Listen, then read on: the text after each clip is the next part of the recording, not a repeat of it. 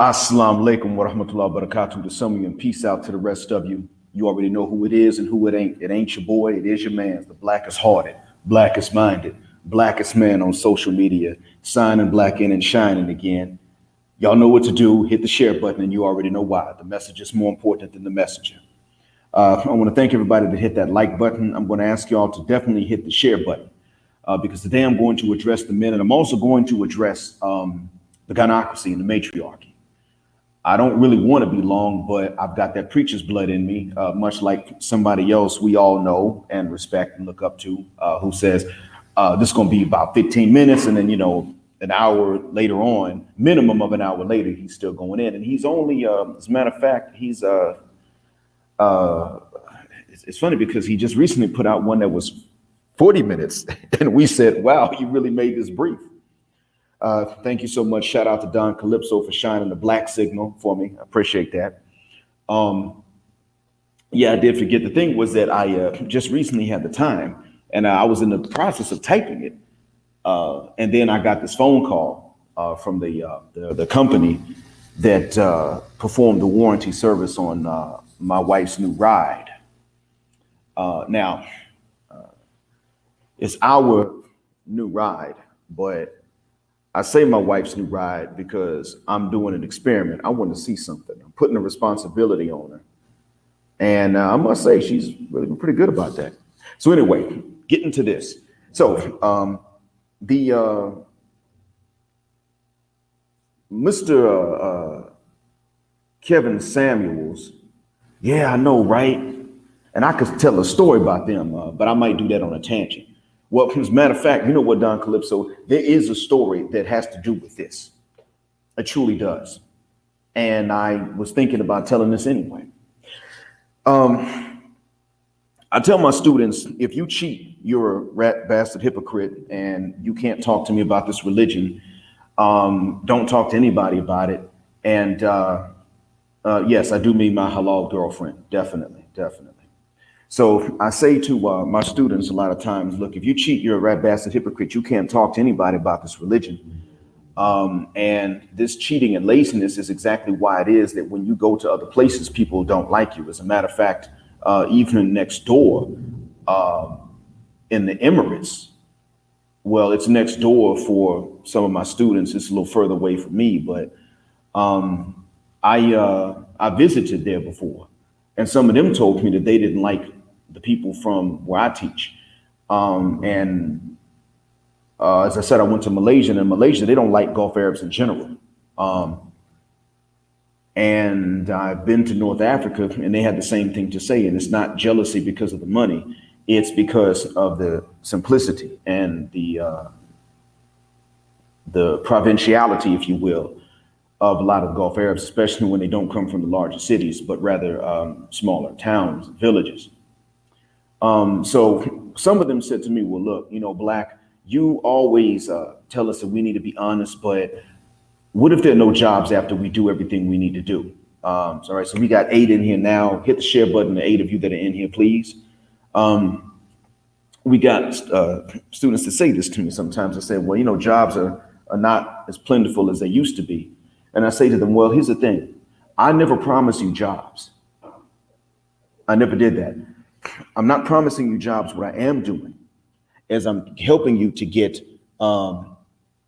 prepared for the job market, because you may think that it's not worth it because there aren't going to be that many jobs. No, actually, you're going to need to be bilingual in this new economy. Even if you stay inside your own country, even if you stay inside your own small town, you will need to be bilingual to compete, because there are people in bigger cities that are bilingual and they don't have jobs. Some of them are driving taxis and they're fluently bilingual and they've got these degrees. What do you think is going to happen to you if you sit here looking at me cheating, not learning anything, and then you hit the job market and you cheated your way through your education and all the way up to having a certificate?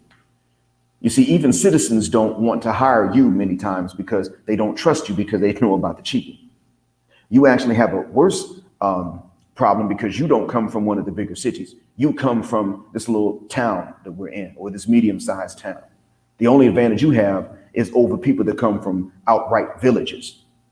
that don't even have but one internet tower. So I'm not telling you that I'm not telling you that I am guaranteeing you a job. I'm telling you that if you poo-poo this thing, this skill, being bilingual, and other skills that require you to apply yourself and study and discipline yourself, you're not going to be able to compete with those who didn't do that. And shout out to A. LaRue. Bom dia, senor. We have to understand that oftentimes that pot of gold is the one thing that's the most elusive. Worldly wealth has always been one of the most elusive things for anybody.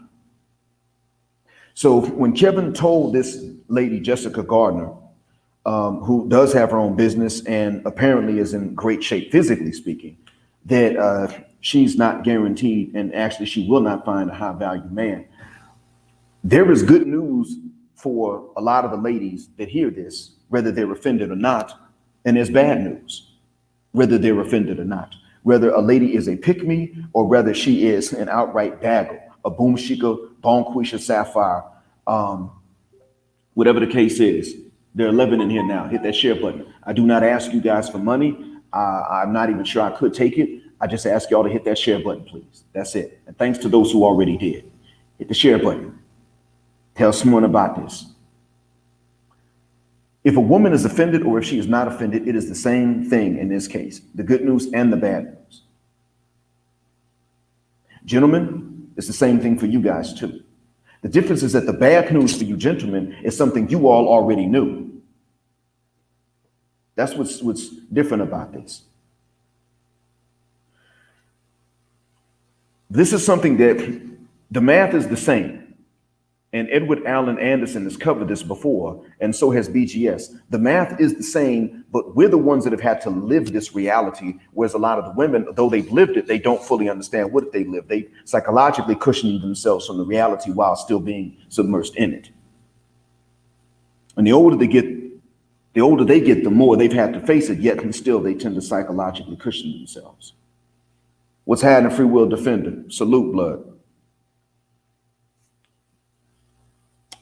Thanks a million, man. Do appreciate that. I can see that the likes are going up, and that's fine. But what I really see is the number watching this going up, and that's important. And that means that you're hitting the share button. Walaikum salam, Balera Kirmo. A few years ago, this is about 2014, and I was still new in the Middle East. I walked, and I was living in another town smaller than where I am now. It was darn near a village. If they hadn't had an airport, a domestic airport, it would have been a village. Was had an NEU. And I remember walking with a Canadian, an old white Canadian guy who needed the exercise. He's since had a stroke from being a chain smoker. But he and I were walking from where we lived to the local Pizza Hut. And the Pizza Hut was a good walk, but that was the exercise this man needed. So we walked there, and while we were sitting up chatting in English, of course, this was around the time that the citizens in the Gulf were just beginning to start working jobs that they previously did not work. Regular, run-of-the-mill, minimum wage, low-end, dead-end jobs. This was just beginning to take effect in that little town in which we lived. And so this man, a citizen, walked up to us, and he said in the slang of his country, "I want to learn English." And I asked him, "How old are you?" And he said, 34. And I said, "Well, do you speak classical Arabic or formal Arabic?" And he shook his head, no. And he asked me what effect his age was going to have on this, because I asked him what his age was. And I said to him, the language center of your brain has already fossilized from what we know.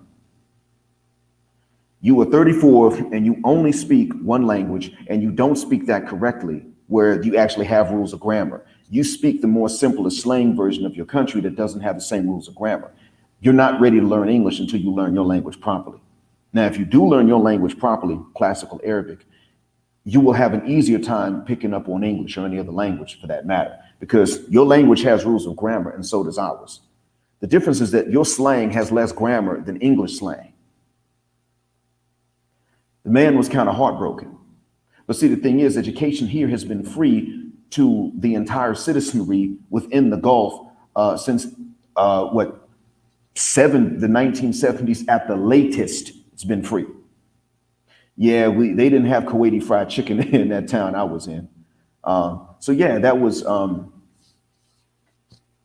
I had to tell the guy, look, man, you waited too late, bro. Education's been free here since you were a child. Now, he was born at the time he said 34 was his age. So that means he was born in 1980. At that point, education was free pretty much throughout the entire Gulf. Every Gulf nation had free education at this point. He was one of those class clowns. He was one of those niggas back during the school days that was too cool for school. You know, they got them over here too. They're just too cool for school. They ain't gonna learn nothing. You can't tell them nothing. And they wear out the teachers. So the English classes were free. The classical Arabic classes were also free. And this man spoke neither one. That told me he just didn't pay attention.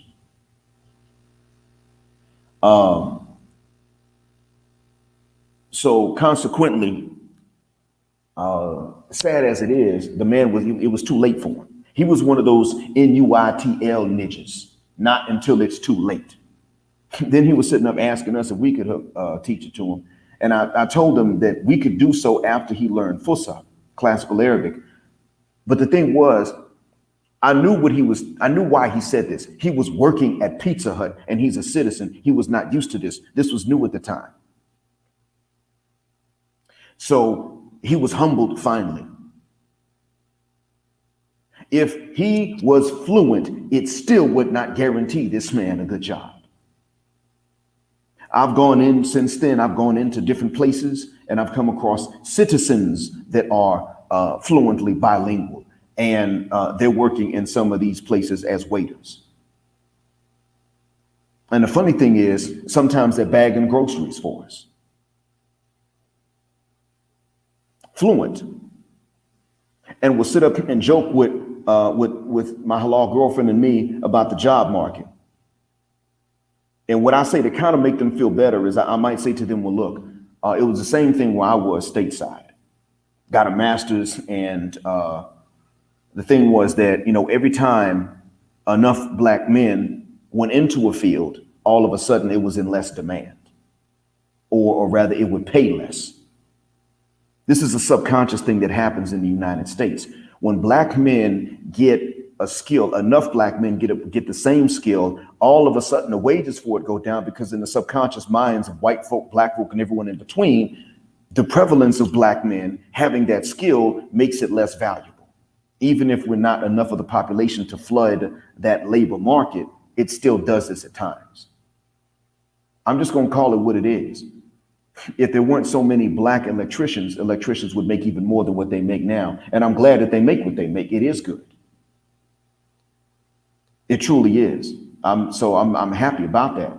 But I understand that that like with any field, the fact that you've got so many of them that are black means that somewhere down the line, the subconscious minds of everybody is influenced. And so then the pay goes down because the value of the skill is seen as going down.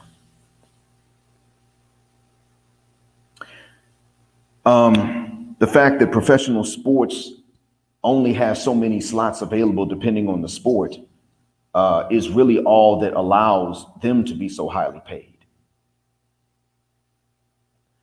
But that's a different topic. The point I'm making is that when you're talking about worldly wealth, there is always a limit to how much worldly wealth any man can get. So in our religion, when we're told that Allah wrote your provision, we see that all the time. You can get a valuable skill, but there's always going to be some amount of luck that is also necessary along with your hard work to get that worldly wealth, to get an abundance of things that are by nature rare. I mean, an abundance of gold is actually an oxymoron in and of itself. Gold itself is rare. An abundance of diamonds is not, because diamonds are not that rare. We think they are, and therefore the value of them goes up. But in actuality, diamonds are not that rare. Gold is rare. Silver is a bit more common, yet it is rare. And there are some elements that cost even more than gold because they are rarer than gold. So all I'm really getting at here is that there is a cap, there's a limit to how much worldly wealth any man can get anywhere in the world. It pretty much takes a miracle, along with whatever hard work and cleverness a man has to employ, and he does. We got to work for everything we get. We don't get everything for which we work, though, because there is still that element of luck that must be there. And so once you've done the work you need to do, then the extent of your luck, so to speak, is what's going to be the cap for it. You can have all of your ducks in a row, but nobody who can afford to pay you very well for what you're doing finds out about how skilled you are. I'm probably the best, maybe the best foreign language teacher amongst my age, so to speak. I may be. I'm among this town I'm in. I'm one of them. I would say that I'm probably about the sixth best, sixth best amongst those that are in my town. I'm guessing because I'm trying to factor in the ones that I don't know, and I don't want to overestimate, because I'm not telling you this in order to brag anyway. What I'm simply saying is that that even in addition to the skill, in order for me to make more than what I make, it's still going to take some luck. And I've done work and not been paid for it before. That's just bad luck. It's not my fault. It wasn't something I didn't do. Now, this is what I need to tell the men and the women. First, you brothers. I put high value in parentheses here, or in quotation marks here, because there are different ways that you can be high value depending on what women value. But we know all over the world, wealth is always a good thing. Even when they don't demand it, it's good to have it. You can't have too much money to qualify for any particular woman as far as she's concerned. You can have too much to qualify her as far as you understand, because you may realize she's broke as a joke. And if the situations were reversed, absolutely not. You may understand, okay, she would not consider you, so you're not going to consider her. You're the physician. You're not going to marry the Waffle House waitress. Hell, if you're a physician, you don't have to eat at Waffle House. But I mean, even if you're taking people out to breakfast at IHOP for whatever reason, you ain't marrying her, the one that waited on your table, till she graduates from med school, or at least nursing school. And that's okay, because this is the age of equality. We've been told time and time and time again that we're all equal and they don't need no man for anything, and can't no man do nothing for them. And that's the funny thing. They act like sex is not important when they know doggone well it is, because as Edward Allen Anderson, the Reverend Brother Pastor Deacon Dr. Edward Allen Anderson, has said multiple times, these women will turn around and spend money on some ding-a-ling that other men can't compete with. They will still do that, while, complaining about men who they want to screw not having the resources they want men to have. They will still turn around and screw the men they want to screw. And he said that dichotomy is because the men that they want to screw don't have to have anything else anyway. And I know that's true, because my friend was riding around in a lady's car, and he wasn't even the one digging the lady out. My friend, married, was driving around in some lady's car because his friend was giving her the pipe. That's why he was driving around in that car. His friend was laying it down to the point that he could drive around in her car. So that being said, we understand that there is that importance. But since they're going to talk about the resources they want us to have, and since Kevin Samuels told Jessica Gardner what she's going to need in order to get a high value man, and why she really just ain't gonna get one in terms of high earning, let me explain this to the men and exonerate you, because I'm talking about high value in terms of earnings. Everything else you bring to the table, I'm not really addressing right now. I'm just saying that any plus you bring, of course, adds to your value, just as it would for a lady, to be fair. But right now, using their definition of high value, meaning high earner, understand this. This is an exoneration for you men, and this is a wake-up call for women, even if they are pygmies. Even if they mean well and they don't mean any harm, They just want what they want because they're human. Only a few men can be high earners. Most people cannot be high earners. That's the end of it. The number of, in any society, the number of gorgeous, drop dead gorgeous, good looking women that are young and know to be submissive, still it is still more than the number of men that are high earners, except amongst us. I've always said we're not really that different from other people that have been oppressed or downtrodden, but there are a few things that do separate us. And this is one of them. If you are a black high earning man, you might still altogether, black men that earn more than 60 grand may still outnumber black women. I'm talking about black Americans in the US, black Canadians in Canada, and black Britishers in England. Then maybe black people carrying Western European passports in Western Europe. I'm referring to each nationality in its own land and in its own jurisdiction. For the most part, that's what I'm saying. Amongst Western black people of whatever nationality, it may very well be, and I know it's the case in the States. I mean, I know it's very possible in the States. I can't say I know it's the case. I know it's a high probability in the States that you take these black high earning men and they may still outnumber pretty young, feminine, submissive black women. The stats have not come out because you got to define young and feminine and submissive. Then you got to define high earning. So there are no stats, but what we can see with our own eyes and hear with our own ears directly in front of us is this.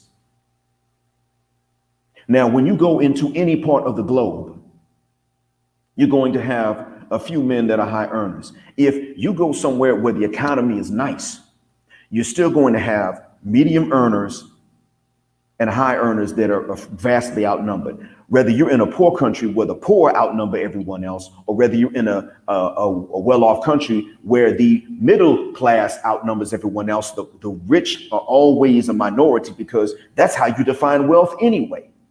You define wealth by a set of circumstances that cannot be common to everybody. You define wealth by a set of circumstances that can't even necessarily affect 33% of the population or apply to 33% of the population. And that is the abundance of what is naturally rare. That's it. Money, by definition, can't be unlimited. So consequently, what I'm getting at is that when you go into these countries that don't have these Western economies or first world economies, second world or third world, cute, pretty, young, submissive women are going to outnumber men that are high earners. So what I'm saying is, gentlemen, maybe you're not a high earner. Okay. Maybe you're not a high earner, but nonetheless, that does not mean that you right off the bat have to take ugly women or women to whom you're not attracted. It doesn't necessarily mean that in the real world, and I'm not going to say in Blackistan, but in Porch Monkeystan, it might mean that.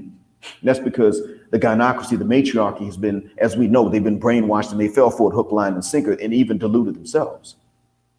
I mean, Kevin Samuels was dealing with this from the very beginning. He's showing these sisters that they have deluded themselves. He's showing them that. Y'all remember a few months ago, less than a year ago, Kevin Samuels was going in hard on men.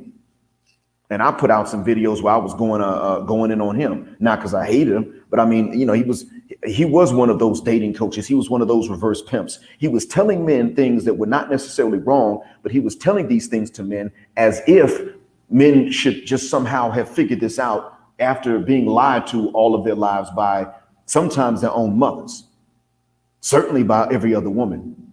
The women that would talk to them about these things at all were lying to men. We were all lied to. Most of your mothers were silent, I hope. Lately, I'm starting to think that most of your mothers may have lied to you. Those of you under the sound of my voice, and were lied to by their mothers may outnumber those of you under the sound of my voice now that were just not told anything by their mothers, and other women had to step in and lie. The point is that multiple women, and for every man in the West in general, black or white, for every man, there were a bunch of women that were lying in real life and on TV. And Kevin was overlooking that at that point. Now he's flipped the script. He's come to understand. And I'm not even necessarily a supporter. I just want him to get a fair shake. Now Kevin's understood the women have deluded the men, and they've even deluded themselves. So he's addressing the self-delusion. And that's why they keep calling in, even when they're offended. They keep calling in for that reason. So that being said, we got 27. Hit the share button, 27 of y'all. So that being said, Kevin's been going and he's been telling them what they finally need to hear. And it's okay that he's saying to them, this is what you got to do to get these high value men. But what I'm saying is that there's still the math. And throughout, even in other countries, and I've been to countries that have had nice economies. I've never lived in a country that's had a bad economy, fortunately, until recently.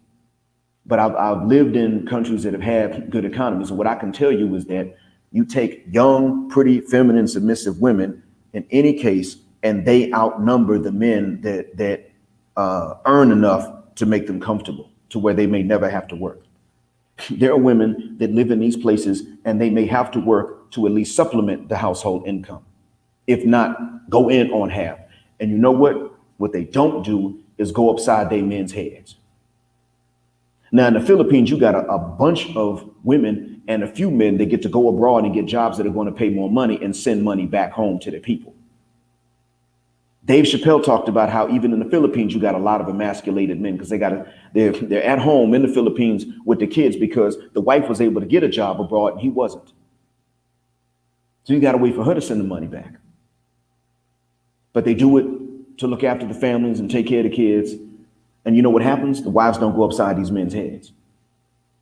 They're not getting up in their face. They're not calling them out, calling them all kinds of half men and be-made MFers in front of the world. If they're having these arguments, we'll never know about it. And that's how it should be. But the thing is that obviously they're not, because other men are marrying women from the Philippines and they're saying, nope, I've been well treated, been treated quite well. And so, that's part of why it is that I was impressed when I realized that my phenotype made me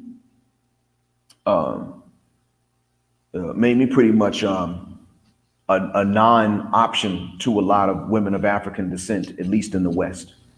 I wasn't impressed anymore because I was like, well, there's still the tropical Southeast Asian ladies. My shade and phenotype aren't offensive to them. So I wasn't that pressed. I didn't feel like, okay, that's it. I got to stay by myself, even if I don't want to. It was more like I can choose. But everybody had said to me, every black man that was married to someone from the Philippines was pretty much happy. Everybody I knew that was unhappy married to someone from the Philippines or Korea or anywhere else in Southeast Asia or Thailand for that matter, all of them were white guys, and they were older white guys, and they weren't the most pleasant to be around. They were white guys that had some of that mindset that they were better and more normal than people that weren't white. That's their mindset. That's how they were. They were white, they were older. They of course, they weren't going to do very well with young Western white women, and I'm not necessarily fully blaming them for that. But at the end of the day, in terms of them getting up in your face and being disrespectful, this was not known.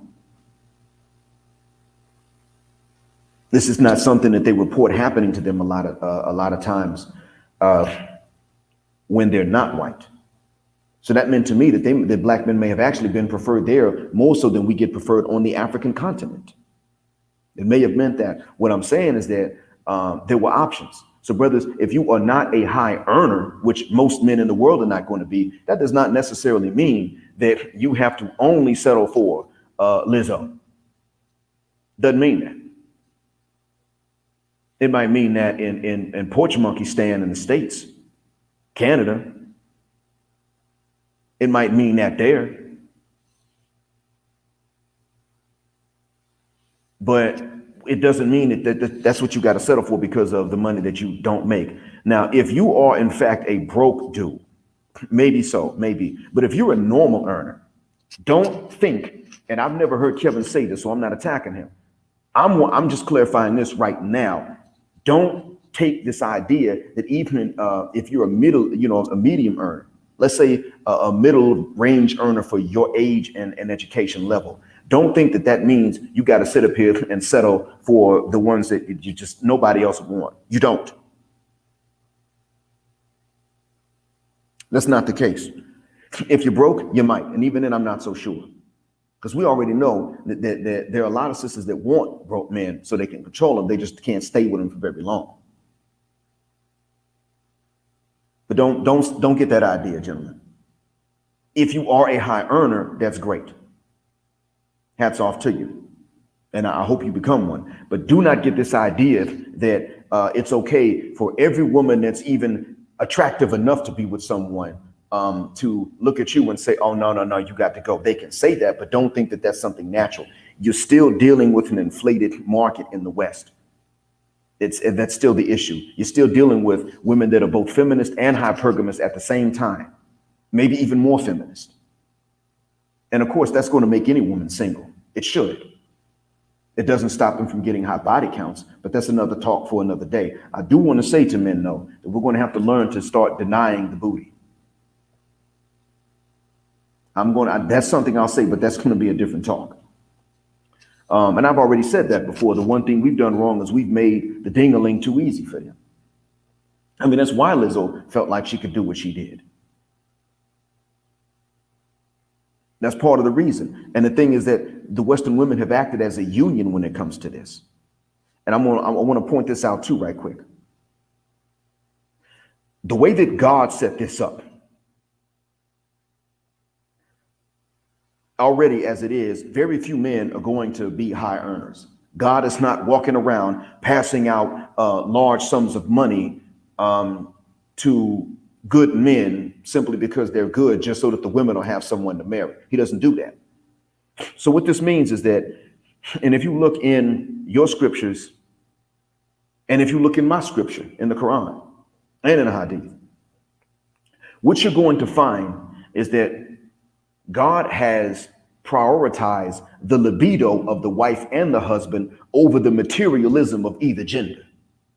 We'd like to have a lot of money and nice things too, and we'd like to have them without working. We're men, but we'd still like to have them without working if we could get them. If that's not how it works, but what I'm saying is that we wouldn't mind it because we're human. Human nature, man or woman, is not necessarily evil. All it is that it is generally selfish and lazy, and the two of them conflict. Now, you can either be selfish but you're hardworking, or you can be lazy but not very selfish and not greedy for material things. Then you can reconcile them. But we do have these two irreconcilable aspects of the lowest base of our human nature. We want more stuff and we want it to be ours, and then we also don't want to do a lot of hard work. And we usually have to pick one. We're going to give up one over the other. That's it. It's not evil, it's just a human weakness. However, we will see that God, all right, take care, Don Calypso, don't work too hard, man. We will see that the Lord set it up that way, created a bunch of ladies that are nice to look at, drop dead gorgeous, at least while they're young. And in their nature, they can be feminine and submissive. And he put in men's nature to defend them and provide for them according to our means and to treat them as well as they'll treat us. He put that in us. However, he did not walk around making a bunch of men or women rich.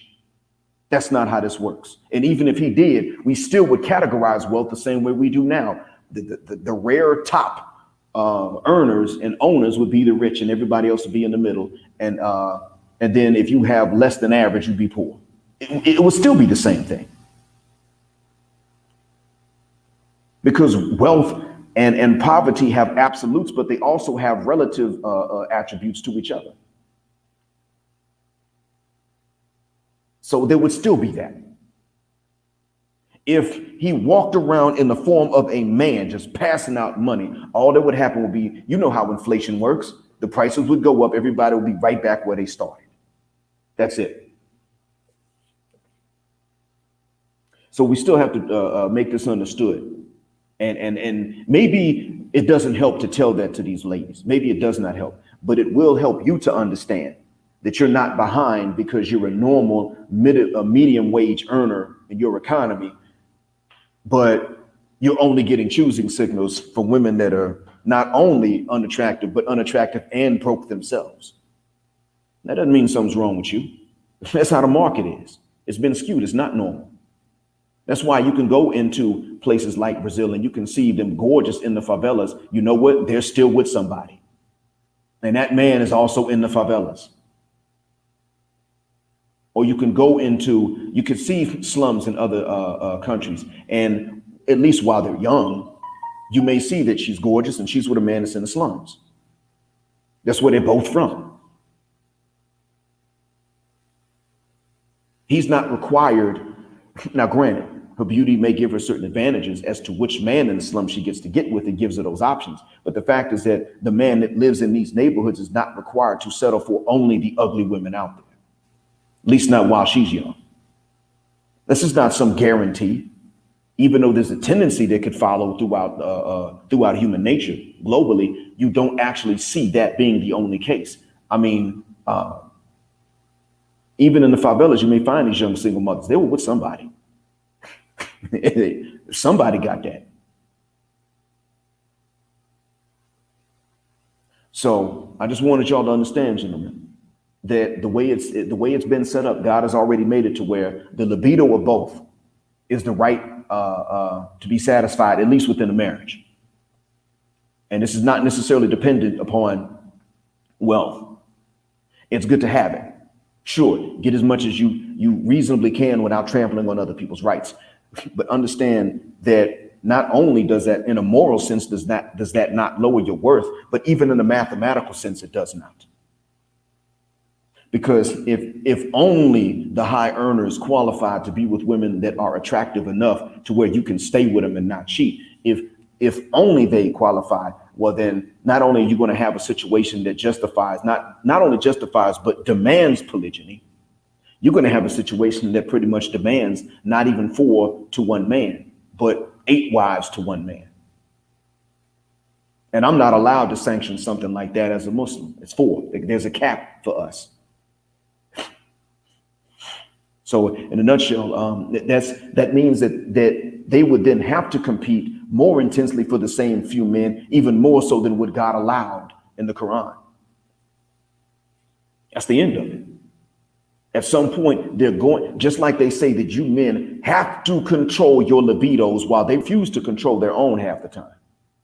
Except of course, to make things more difficult for men. Now they control it to do that, but they're not going to control it because that's the right thing to do. They'll control it if she wants you, but her friends don't approve of you for her. Then she'll deny herself, or she'll deny herself her own needs to get more material things out of you, even if you can't afford them. But what I'm getting at here is that when it comes down to that wealth, if just being nice to look at qualifies him for men that are high earners, no matter how rare and how few those men are amongst the population, then what this means is that they actually need to be more competitive. God gave them a libido. He gave the men a libido. He gave very few of anybody in any population a lot of wealth. And it's all relative anyway. So, a rising tide will raise all ships. Guess what? The ship that's taller above water is still taller above water if the tide comes up. The tugboat is still a tugboat, and the big ship is still a big ship. And the cruise ship is still the size of a cruise ship. That's the end of it. So don't let them come to you with these sight games. They can make their choices. I'm not saying they don't have the right to have their own preferences. But I just want you to understand that I want you to realize that one of the reasons that you have every right, and maybe even you need to leave, is that if you don't want to be by yourself, you may need to go places where at least people have the sense to know that young, pretty, submissive women that are nice to look at still vastly outnumber these high earners that they would all like men to be, but just aren't that common. Women sit up and tell you that you have to control your libido even when they don't control theirs. They say this all the time. You sit up here and you get a ratchet stripper pregnant because that was your only option to get some. They're not going to sympathize with you. They have choices between good and bad men, and they get pregnant by the guy that's not any kind of dad, and they will act like they didn't have a choice because he was the only one that was attractive. And they'll do this to you. But in reality, the way it's been set up is that, in all honesty, I'm talking about in a marriage. But even when you're looking to marry, the libido and the satisfaction thereof for the husband and wife take precedence over either one's materialism. Within your faiths, I should say, because some of you were Hebrew Israelite.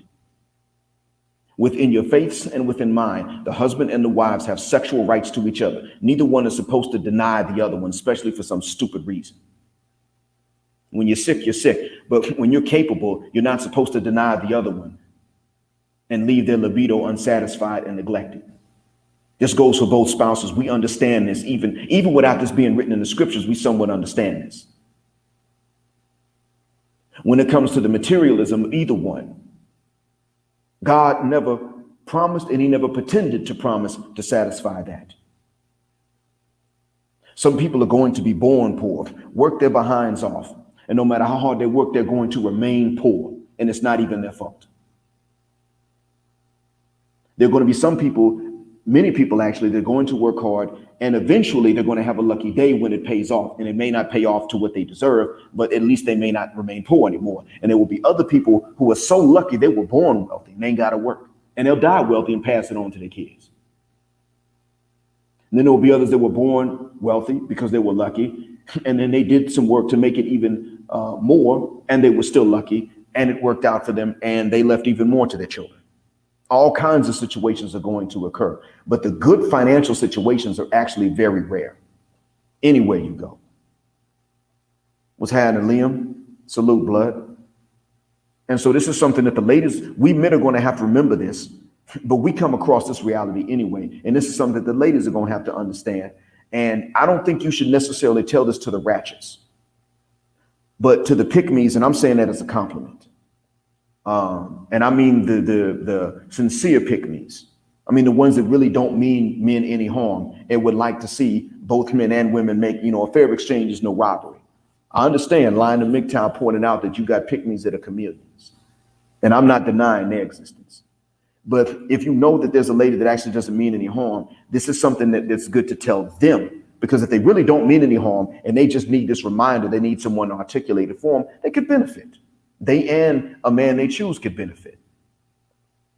God just does not promise to satisfy the materialism of anybody. And as a matter of fact, the more righteous you are, the less likely you are to have your materialism satisfied. Sad, but that's the truth. In many ways, a lot of times in business, I've seen that happen.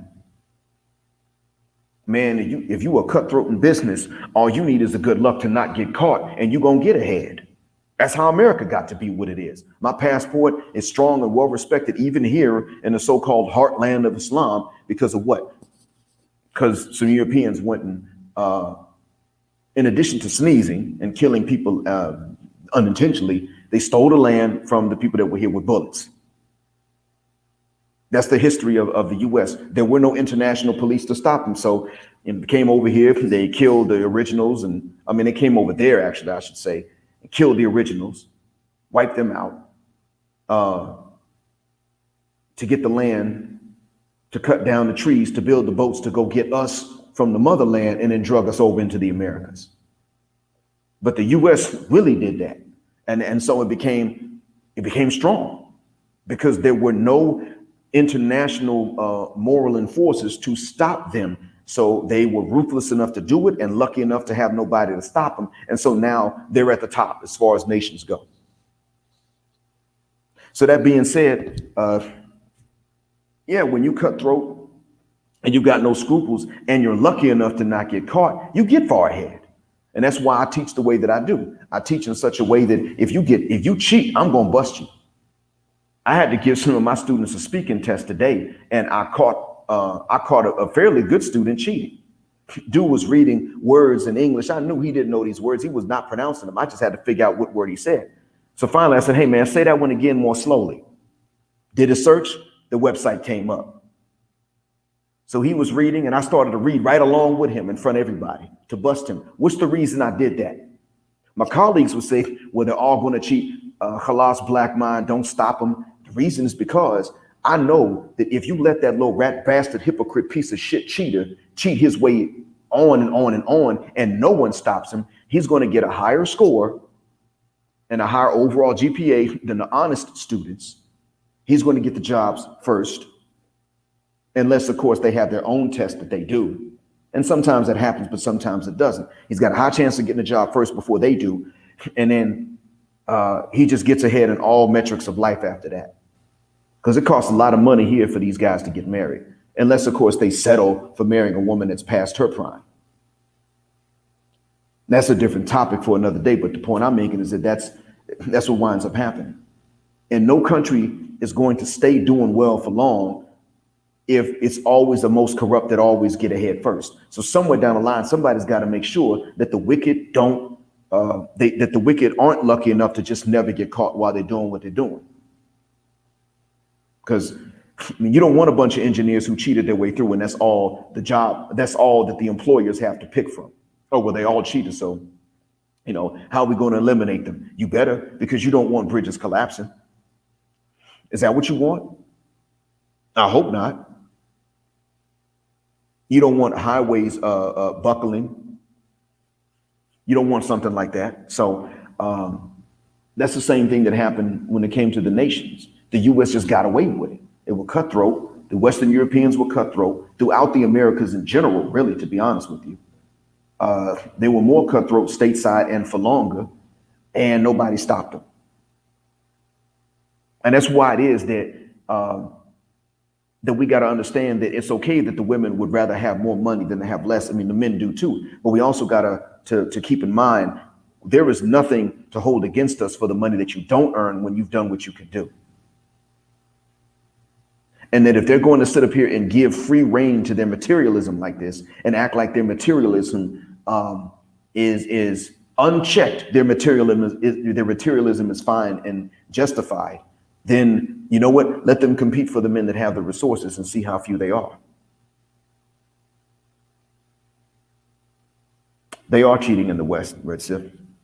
Very much so. We know that because even though it's probably not 30% of all children that are born under circumstances of paternity fraud, 30% of paternity tests come back negative. That's what's going on. They said that the number's higher in Jamaica because they've got DNA testing centers there. So they are cheating. You have traditional women that aren't from the West living in the West and then they cheat. And it doesn't take long for that to happen. Frankly, I think that one of my old friends' wives is either they divorced or she's cheating on him. And they're from Ethiopia. She lived in the U.S. for several years before he did. Finally, when the conflict between Ethiopia and Eritrea restarted and renewed, he lost his good, well-paying job with Ethiopian Airlines. And he was persecuted, so he went to the States. I was living in Atlanta at the time, and he sought refuge there because he was being persecuted back in Ethiopia because his father was Eritrean. So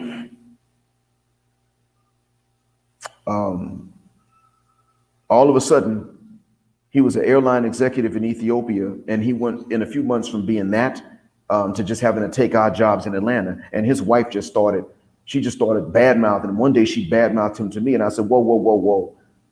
Don't say this to me. This is something y'all got to talk about between yourselves. And she said, I'll tell him to his face he's stupid. And she was talking back to him the whole time. And she had not been like this the previous times that he had come to visit when he still lived in Ethiopia. She then later on said to him, look, I'm about to get sent out of this country. Ask Black to marry me legally so that I can stay here. And I was like, he was the one that told me about that, because he wasn't trying to actually get me to cheat with his wife. But I said to him, look, man, that ain't gonna work. And immigration or not, I'm not gonna pretend to marry your wife. That's just low down. I got the same instincts you do. You wouldn't do it, you gonna ask me to do it? But yeah, you know what? When you say cheating like the European did to get on top, well, yeah, they're doing that too. They certainly are. I know that it goes up and down. I mean, there was a documentary on the number of female students in Nigeria and Ghana that were cheating so that they could get ahead. What they would, when I say cheating, what I mean is that they were sleeping with their professors so that they could get ahead. Well, I mean, you can't respect them when they're doing that. And that's just one way. I mean, I know that, matter of fact, a homeboy of mine, he was actually one of my students.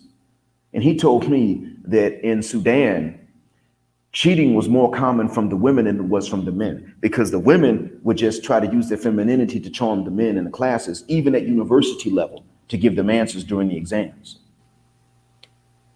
Sitting behind,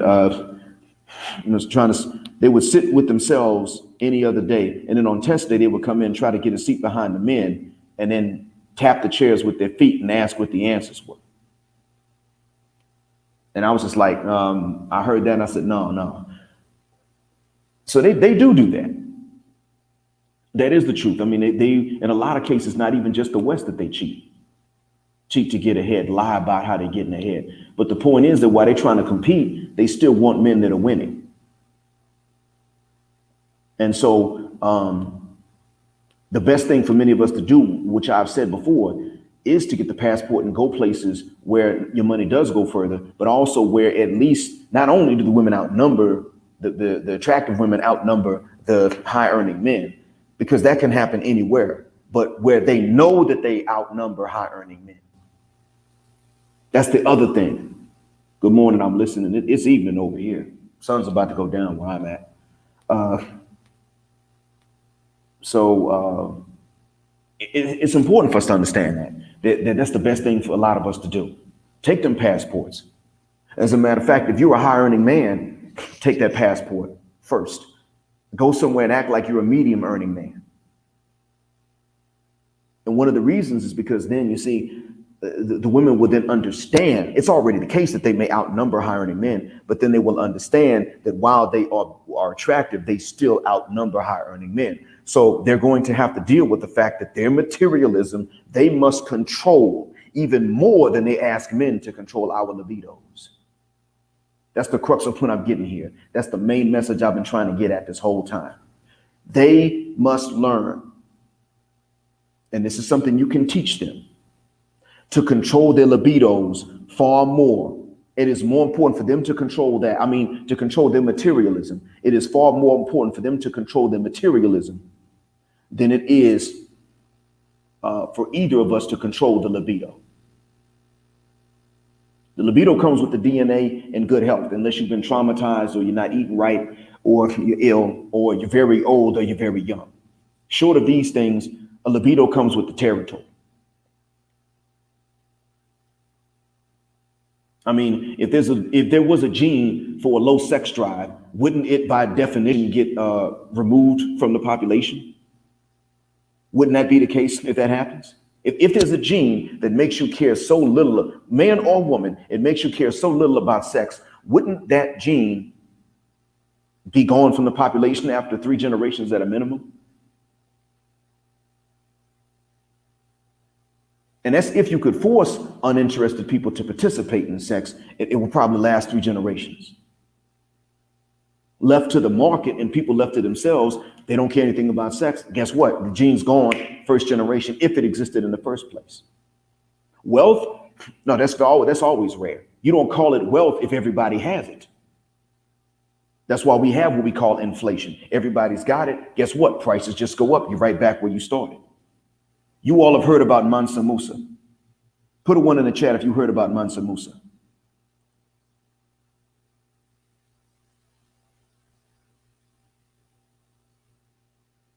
If you heard about Mansa Musa, put a 1 in the chat.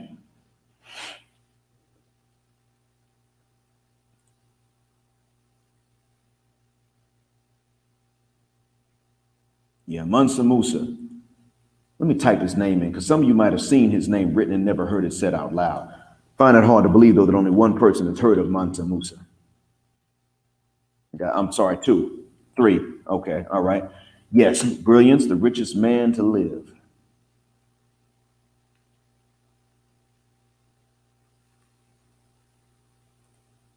Exactly. So this man here made a Hajj. He made the most famous Hajj to this day. He traveled through what's now Cairo to get to Mecca from Western Africa. When he traveled through Cairo, did y'all hear the story at all about him passing out all that gold? Did y'all hear about that? I'll give y'all time to type the answers in.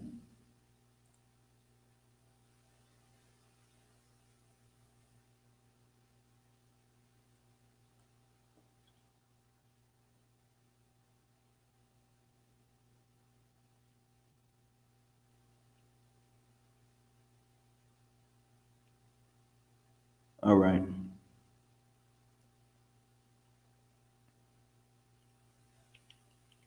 So here's what happened on the Hajj.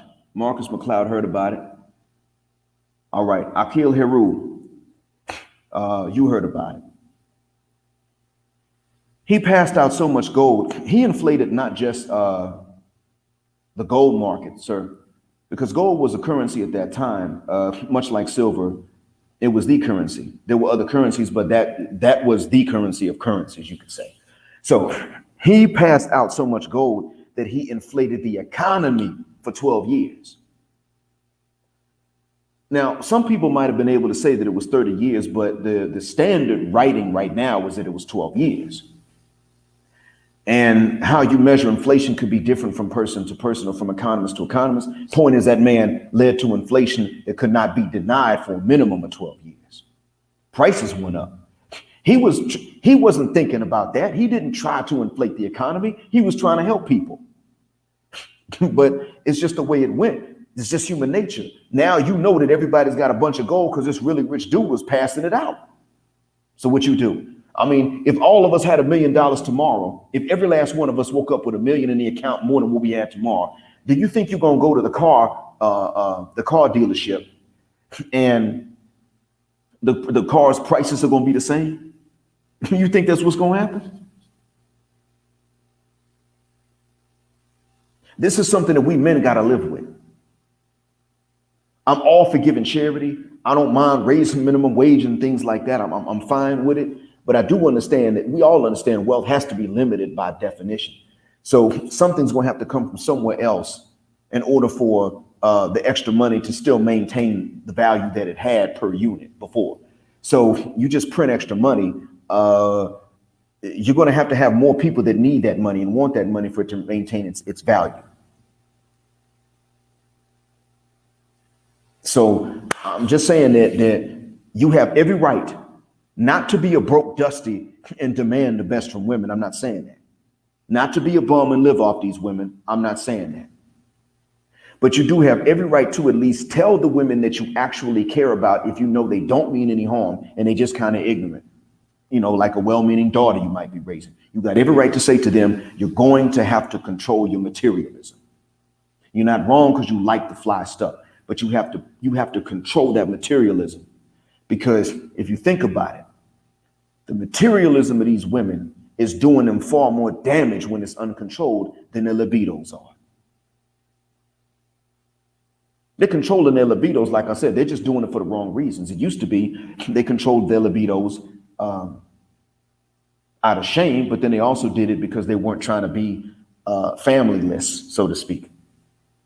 They weren't trying to do that back then. And then it was also, of course, mostly shame. And it's still that to this day. Shame is why it is that they will, even if you're their type, but you're a thinking black man, they will deny their libido. They will neither fornicate with you nor marry you. But then you take a dude that's just thugged out and he's a negative stereotype to itness. And they're going to be like, look, I'm finna drop. Look, listen, girl, call my husband and tell him that I'm staying over, that I'm asleep in your, I'm sleeping over there with you. And I'm already asleep because I got drunk and I was throwing up and all that. And I done passed out on your couch. Tell him that I'm finna go and pull my panties down with this dude over here. Because of shame. They can justify being that kind of ratchet with their friends more than they can justify being a faithful spouse. But the point is that, in all honesty, even when they indulge, even if she just has a moment of weakness and fornicates, she's still trying to get some material justification out of it a lot of times.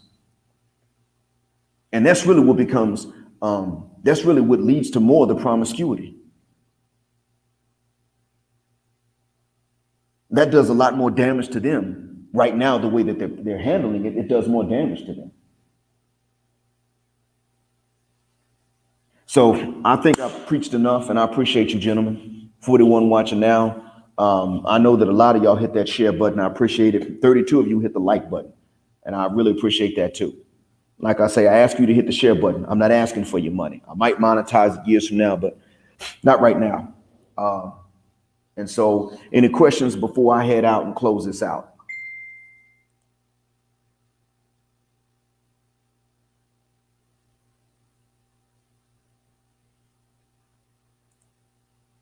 Nobody's curious about anything, huh? No questions for me, huh?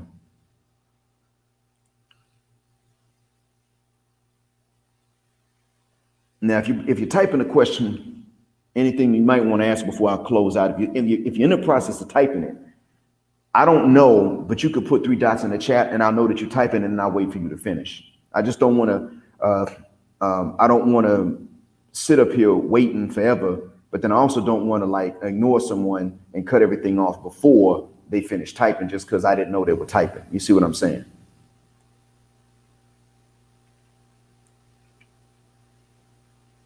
So if anyone's typing anything, then just go ahead and put 3 dots in the chat. I'll give about 15 seconds to see if I see any 3 dots in there.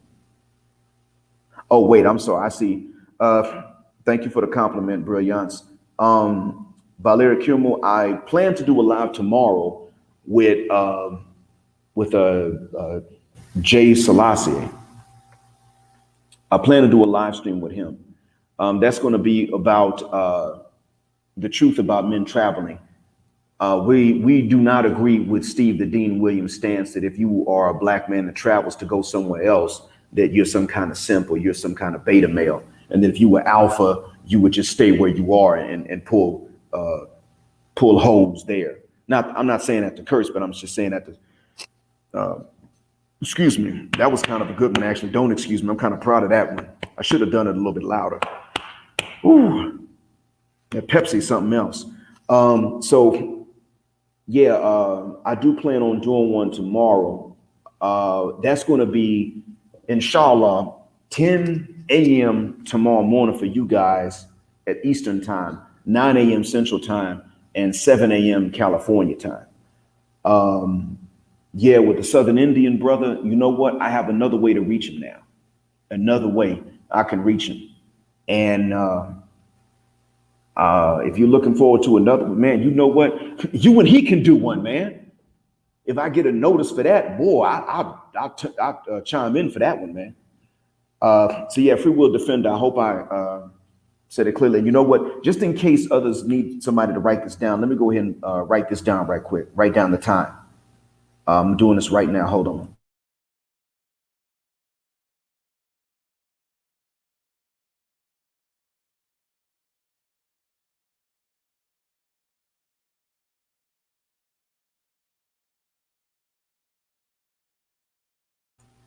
All right, I'm typing this. I'm in the process of typing it in now. Let's see here. The live stream tomorrow with JMM Selassie will be, inshallah, at 10 a.m. Eastern time and 9 a.m. Central time. Dang it, I'm up here typing. I meant to type 9 and I hit that bracket. I didn't mean to do that. 9 a.m. Central. So yeah, I put it in here. This way, if any of y'all if you can't write anything down right now, then you can catch this on a playback, inshallah. And I want to say this regarding that live stream that he and I plan to do tomorrow.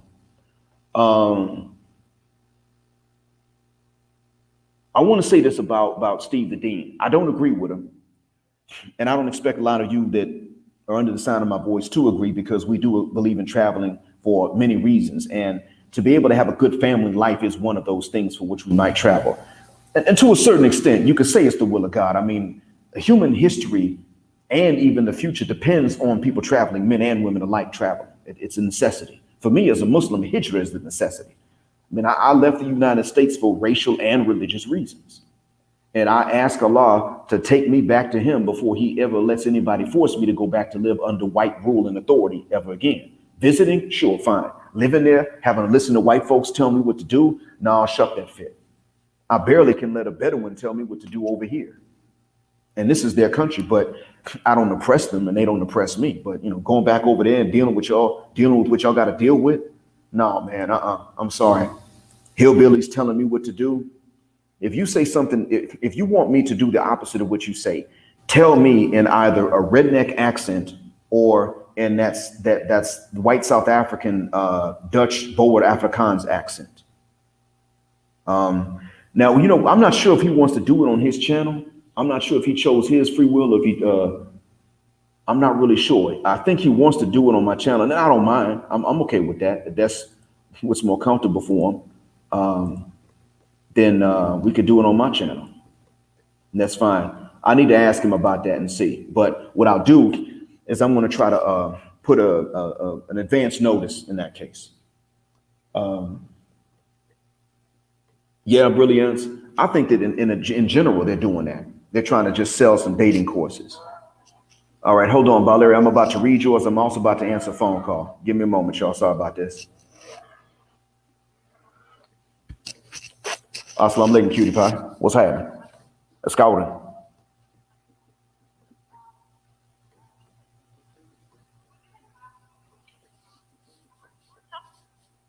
I'm sorry. What you grabbing? Okay. All right. أشكرك ولكن أنا أكلت كل العشاء. أنا ممتلئ جدا. أشكرك.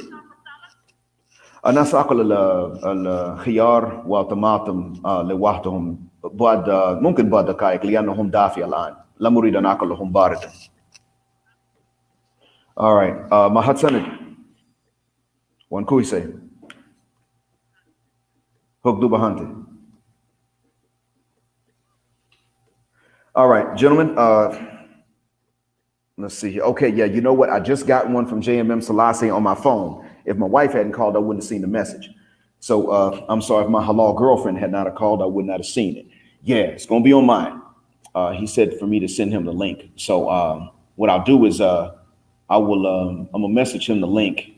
Boy, I hope that answers it all. Okay, so Valerie Kirman said, in saner parts of the world, being an educated layman is a privilege, and fathers feel safer giving you their daughters. Being some alpha thug is grounds to be exiled. Here's the thing, Valerie. It's good to be educated.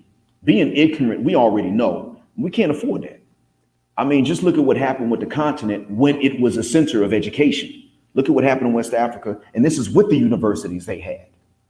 I mean, the continent got depopulated. Most of us died in transit. And then now some of us are traumatized in the West and back on the continent due to both slavery, colonization, and in the Caribbean, a combination of both, So we know we can't afford ignorance because even being educated didn't guarantee what we needed. But the thing is this, alpha is something that we got to understand is not right. I mean, the term is not used correctly because that term, alpha is just the letter of the Greek alphabet, but applied in this context, alpha actually was a term that some biologists used. And these were biologists that were studying wolves, right? So these wolves they were studying were in captivity in an unnatural situation.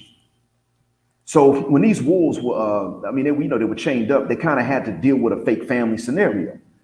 So there was that kind of competition. But in nature, they found that the alpha male was the father, the alpha female was the mother. They were raising their own pups.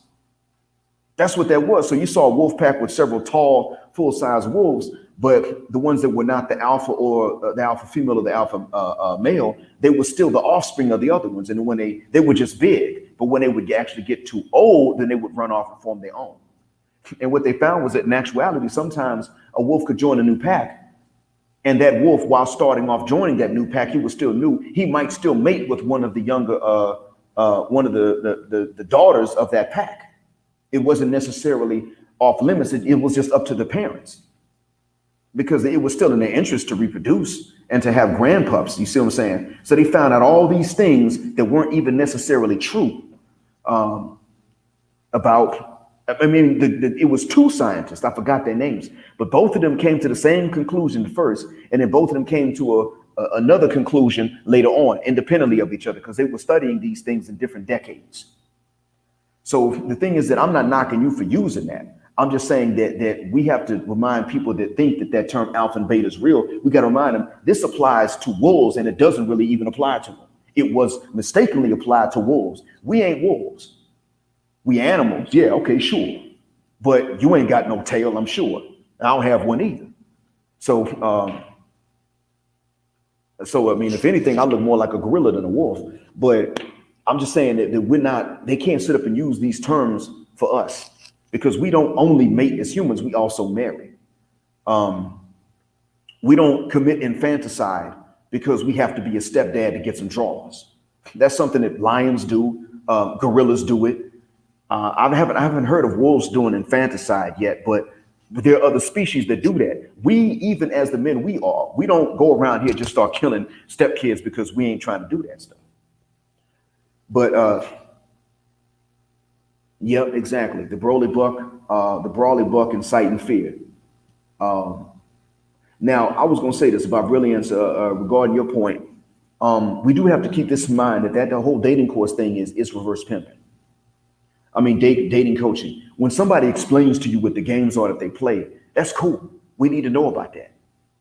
We need to understand that these games that are being played, we need to know that these are games that are being played. We all need to be aware of that, and we can't knock anybody for exposing that.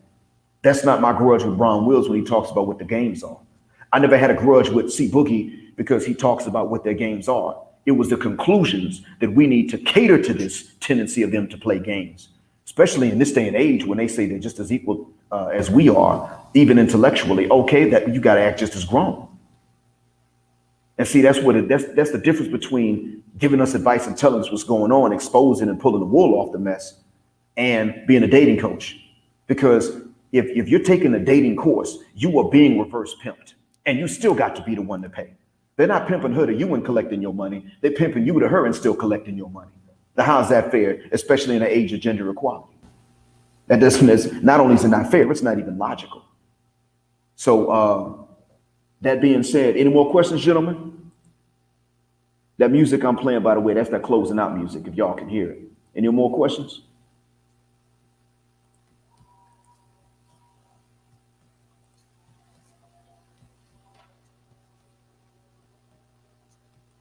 All right, well, that being said, in that case, then, I'm gonna go ahead and close this out. Thank you all for coming in, and I hope that one day everything I said will no longer be necessary.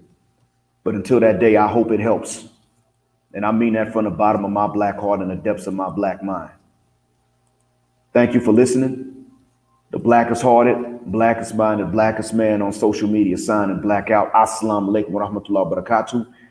And black heterosexual non-select male power, just because they don't like it.